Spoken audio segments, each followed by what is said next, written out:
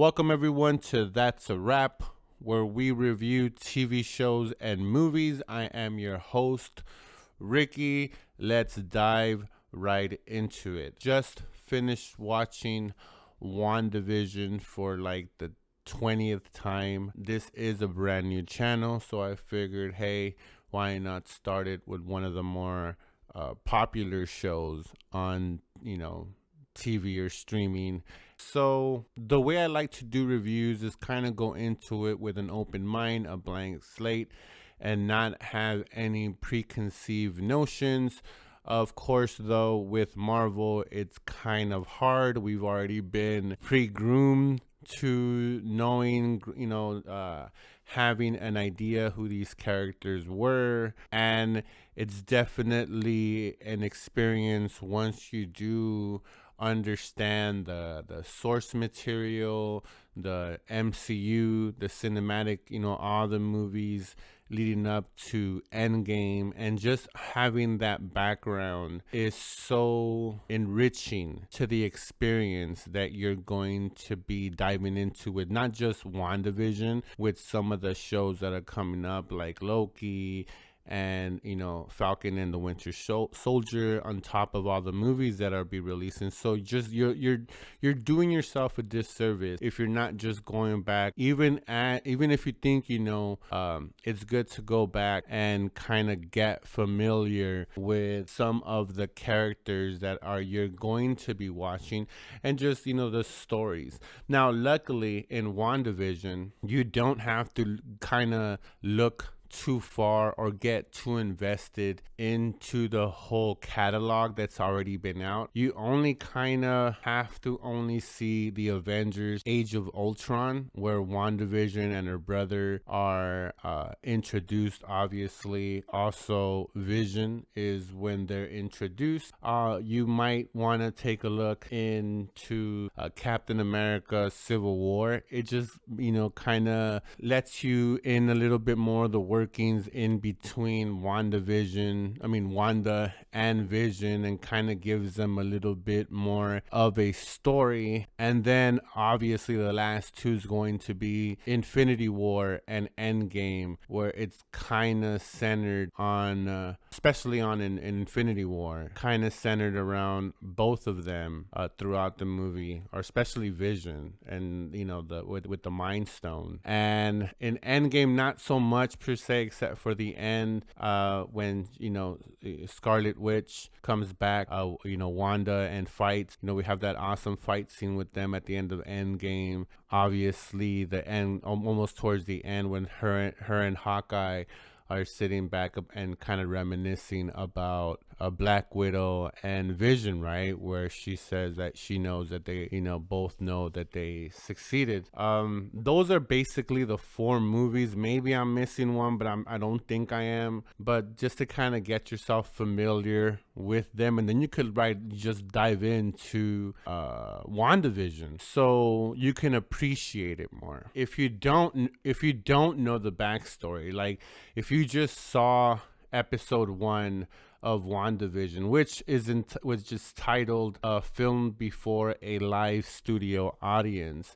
If you didn't know who WandaVision was, and let's say you just had the Disney Plus subscription, and it popped up and you're like bored and you clicked in on it, I thought what your first impression was, or if you watched it, your impression was going to be like, oh, it's some kind of sitcom from the 1950s of a young couple that's married trying to get accustomed to their new neighborhood, right? And given that they're weird, right? Obviously the first thing you see is the magic, and obviously by Vision's appearance you know that he's not human. So it's pretty obvious what the premise of the first episode. If you don't know anything, if you don't know who WandaVision, if that's, like I said, if you're just casual and you just kind of bump into it, I thought the way it flowed, given if it was just a lazy day and you just kind of caught it, I thought that it flowed. That for me, that's what I would have gotten if it was the gist. Again, if I didn't follow comic book movies or knew what the MCU was or any of that stuff, I thought for just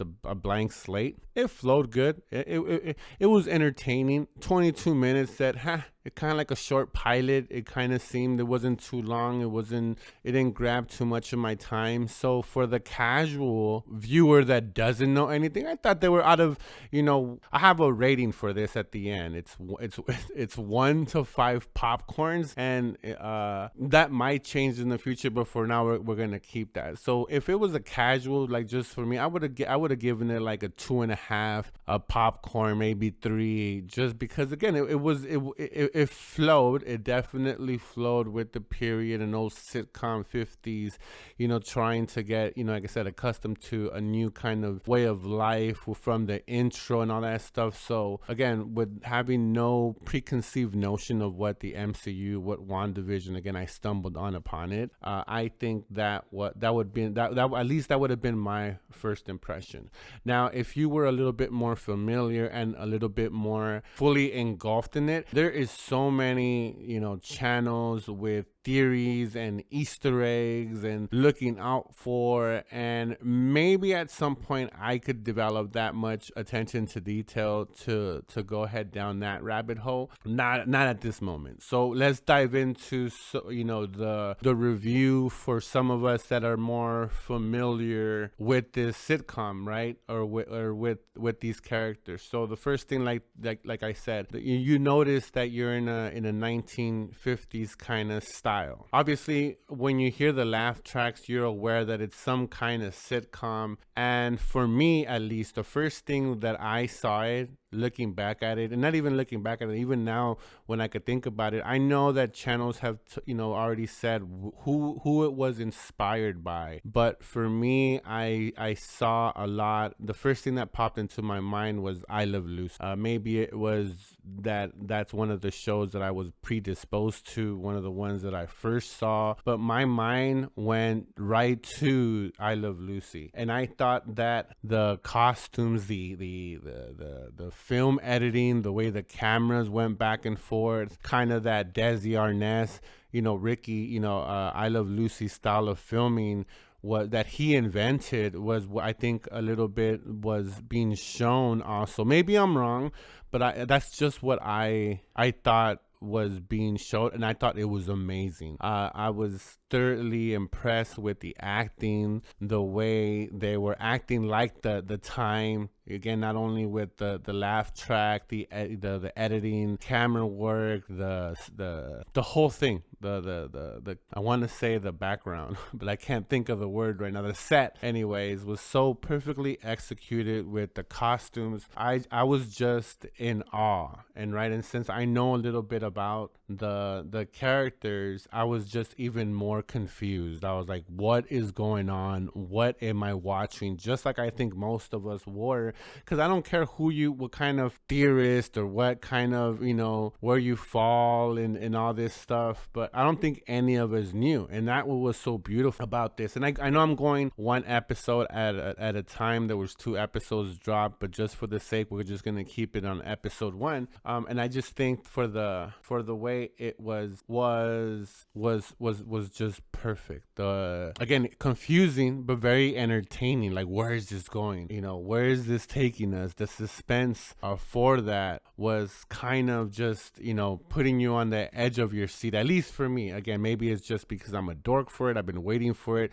We went the whole 2012 with no Marvel, stuff, no nothing, basically, just a bunch of horrible news. It was nice, at least for me, it was nice to get back into seeing some kind of quality Marvel product, something that kind of not unifies us, but kind of collectively focuses us in some kind of weird, way since Endgame, since all of us were kind of involved in this cultural phenomenon, this cultural event. I think that's kind of connected a lot of us in some weird way. So it's cool to see it, and it's cool what the show did to us in kind of portraying or bringing these kind of emotions. But anyways, I thought it was great. I thought it was just perfectly executed as far as just the feel, the presentation of the show was amazing. The Agnes, I think, reminded me a lot thought of Ethel from I Love Lucy. I think maybe because she kept on saying, I think Fred was the word, the husband or her husband's name. So automatically, I think it just threw me into I Love Lucy.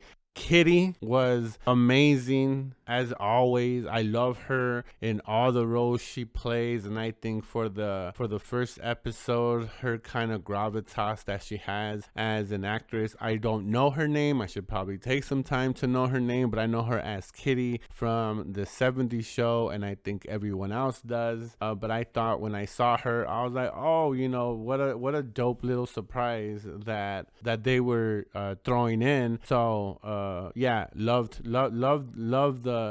her as an actress, and she just brings so much into the role. And that choking scene where it was so dark, it was so, the music, the way she was kind of looking at her husband and then kind of turned to Wanda and told her to stop it, stop, kind of like if Wanda was doing it, was such a good scene. Loved it. The whole thing I think is awesome. From start to finish, I was captivated. I was intrigued. I was guessing. Again, I don't think anyone knew at this point watching this what was going on. Once the show ended, the last few seconds, that's when we cut away when they're smiling at the end scene and the credits are happening. That's when we finally realized that this is a TV show. I mean, the laugh tracks and all that stuff kind of gave it away, but that's when we officially know, hey, yes, it's a TV show and someone is watching. After that, obviously, everybody had their